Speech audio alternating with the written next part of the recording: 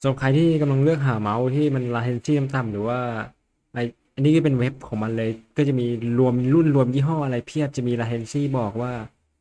ระหว่างคลิกระหว่างต่อบลูทูธกับระหว่างเสียบสายจะมี latency เท่าไหร่นี่ก็จะเป็นกราฟนะว่ามันเสถียรหรือเปล่าอะไรแบบนี้ส่วนนี้ก็เป็นยี่ห้อซึ่งแม่งมีเยอะมากแต่ละรุ่นก็ถ้าพูดถึงราคาก็เป็นพันเป็นหมื่นส่วนถ้าให้ผมแนะนำก็ไวเปอร์มินิแหละประหยัดงบประหยัดเงิน ไม่มีอะไรมากเลยลิงก์อยู่ใต้ description ลองไปไล่ดูกันเอามีหลายรุ่นมากหลายราคา